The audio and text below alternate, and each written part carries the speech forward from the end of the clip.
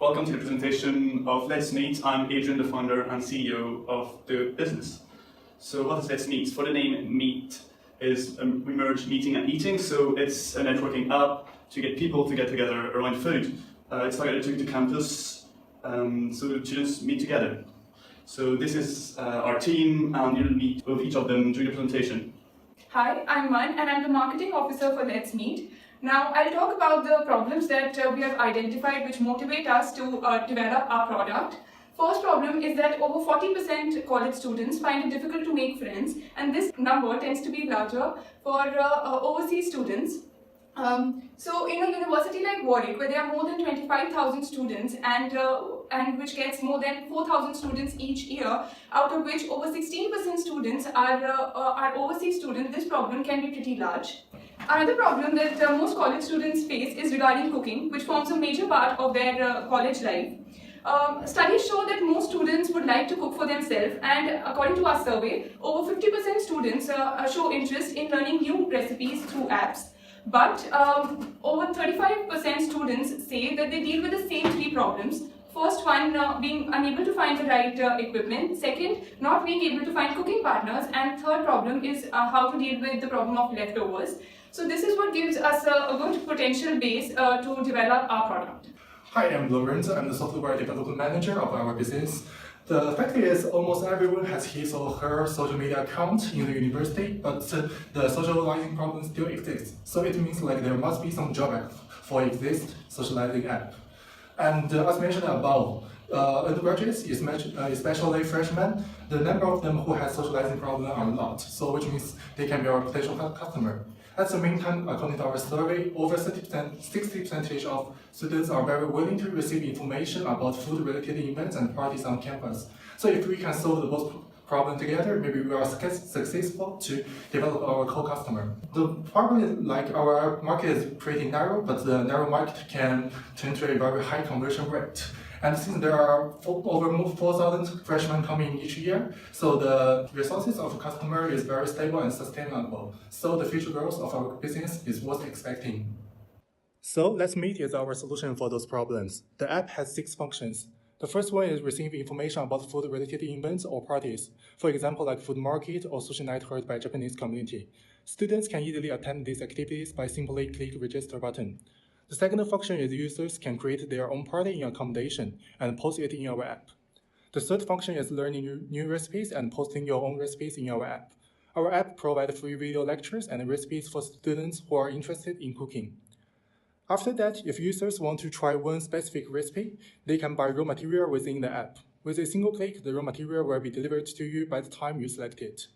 The fifth function is trading or renting utensils and leftover. Students can post information about the utensils and leftovers like a blender or homemade chocolate cookies and set a price. People can search what they want and communicate with owners within the app. The sixth function is finding cooking partner. Each user will have a personal page, which includes some personal information. Hi, I'm Maxime and I'm the Purchase and Supply Chain Officer. I will now present you the revenue model. So basically we have 5 different types of revenue. The main one is food delivery, as more than 75% of the participants in our survey were interested in buying ingredients. The next main revenue is renting function, as nearly 90% of the participants were really likely to need utensils. Then we have smaller types of revenue, such as commission on leftovers, the membership, and advertisement, such as on videos. All of these revenues allows us a lot of flexibility, as we will be able to change the price according to the success of the functions. On this table, we tried to estimate the total revenues of our app. So we based all of these revenues on the results of our survey. As we can see, we put the percentage of user for each category, and then we estimate the average pounds per user for every month. Then we calculate that every year we approximately be using the app for 6.5 months because of the holidays. And with this, we got the final results for the year 1 and the future year. So I'm going to talk about the potential of our app. So based on market research and surveys, we were able, and certain studies too, we were able to find out some very interesting facts. I'll highlight 2 of them. First of all, 65% of people that answered our survey are likely to cook with someone else, which means we have a basis of potential customers. And maybe the most interesting one is that 91% of millennials turn to the devices, mobile phone, computer, if they want to find ideas. And as an app, we probably have the best way to reach them. We use the 4P model to carry out our market analysis and to develop our sales strategy. Product. Our product is the first social networking app, especially for Warwick students, that combines various features of different apps and more into a single app.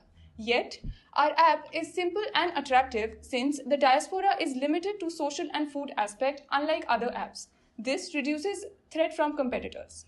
Price.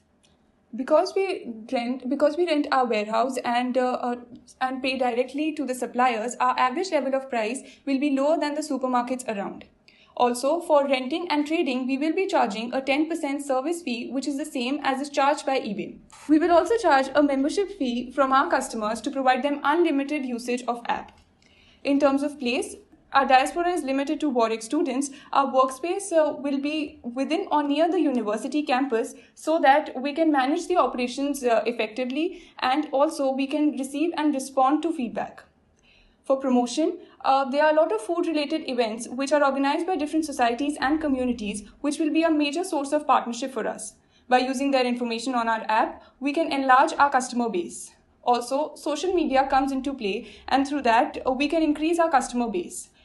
Since a lot of college students have a sense of saving money, we can provide free delivery and promotion code to enlarge our customer base. My name is Vishaki and I'm the R&D officer who will carry out a SWOT analysis of our competitor Tesco.